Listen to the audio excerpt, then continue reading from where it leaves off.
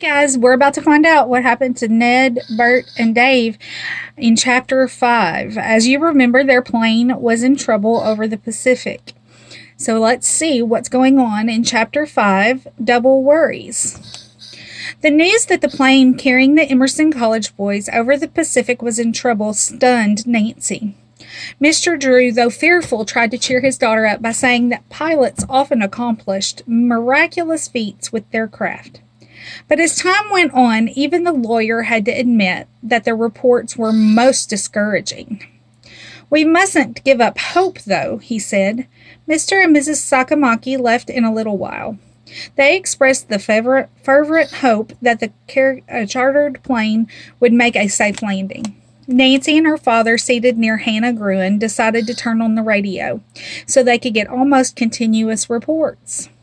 "Do you think I should call Bess and George?" Nancy asked her father. Perhaps you shouldn't worry them," Mr. Drew replied. The words were hardly out of his mouth when the three heard footsteps on the front porch. Then the ringing of the doorbell. Nancy hurried to answer. "Bess! George!" she cried out. "Oh, Nancy, you've heard the news?" Bess asked, her voice trembling. Nancy nodded as the three girls walked into the living room.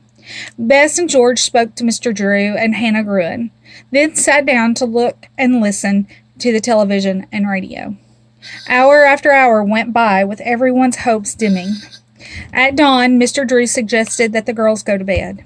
"I couldn't sleep," said Nancy. "Nor I," George and Bess agreed simultaneously.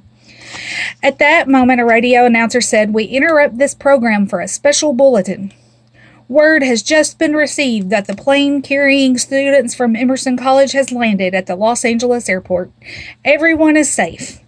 "Hypers!" George cried out. "Oh, isn't that wonderful!" Nancy exclaimed. Beth said nothing. Tears of joy stood in her eyes, but she joined in the jubilation to follow. Everyone hugged everyone else, and then Hannah hurried to the kitchen and prepared a snack consisting of hot chocolate and toast. "And now for some sleep," said Nancy, yawning as she put down her empty cup. "Girls, you'd better stay here." "You won't have to ask me twice," George replied warily. She telephoned home, and then Bess called her family. While the girls were preparing for bed, Bess kept staring into space and had little to say. Finally, Nancy asked her what the trouble was. "Maybe I'm a sissy," her friend replied, "but after what happened to the boys, I'm not sure I want to fly to Honolulu." Nancy, catching a look of disdain in George's eyes, quickly winked at her, and then said, "After you've had a good sleep, Bess, I'm sure you'll feel better about the whole thing."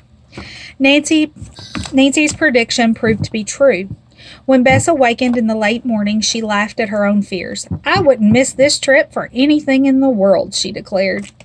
Immediately after brunch, the cousins left. Nancy decided to drive downtown and shop for another suitcase.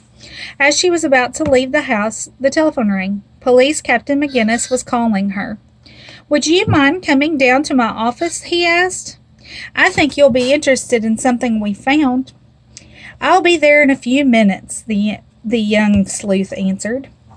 When she reached police headquarters, Captain McGinnis told her that the detectives had uncovered evidence which might link the thief who had entered her home to a rather unusual nationwide gang. "We don't actually know any of the members," the officer went on, "but we've been told they call themselves the Double Scorps." "Double Scorps?" Nancy said. "Is there any significance in that name?" "It stands for scorpions," Captain McGinnis replied. "From what we have found out, they always work in pairs, and they're a bad lot." He opened a large ledger-type book on his desk. "There are a number of unexplained local robberies on our blotter," he said. One is of particular interest. A man's ancient Chinese ring of great value was taken from the home of Mr. Homer Milbank." The officer looked and smiled at Nancy. "I thought perhaps you'd like to help us," he said. Nancy lifted her eyebrows. "Me? Captain McGinnis, you know I'm going to Honolulu." "That's just the point," the officer told her. "Mr. Milbank bought the ring in Honolulu. There's just a possibility it may find its way back there. In any case, the modulus operandi points to members of the Double Scorps gang." "I see," said Nancy. What did the ring look like? From his ledger, Captain McGinnis took a photostat of a crude drawing of the ring. He said Mr. Milbank had it made for the police. The officer handed the paper to Nancy, who studied it closely for several seconds. Suddenly, she leaned forward excitedly. Captain McGinnis, she began, I'm familiar with 2 of these 4 symbols. They're not Chinese, but Polynesian. Look at this one, she pointed. It stands for water, and this other one indicates sleep or death. It was the officer's turn to show amazement. I knew I was asking the right person to help me, he said, grinning, and I'd like to bet that you can tell me within a few hours what those other 2 symbols stand for. Smiling, Nancy arose. You might be right, she replied. I'll even try to cut the time in half. Leaving Captain McGinnis mystified, Nancy drove at once to the home of Professor Wharton and showed him the drawing. After looking at the photostat a moment, he said that Nancy was correct in her supposition about all the symbols on the ring being Polynesian.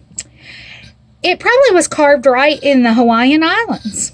These other 2 symbols stand for woman and tapia.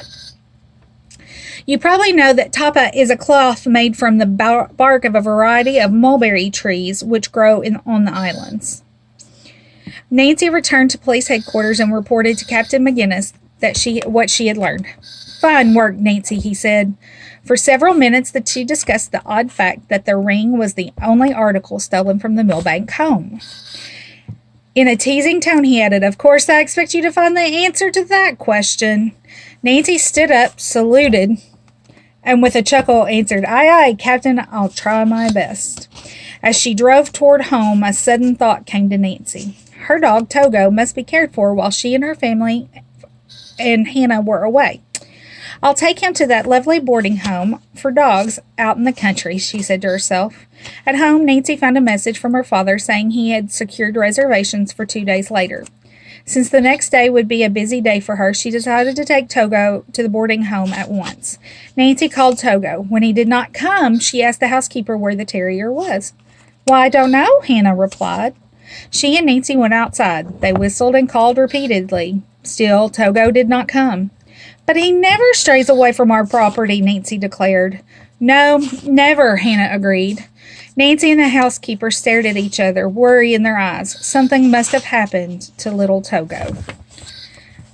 All right, I'll be back to read Chapter 6, A Disastrous Dance.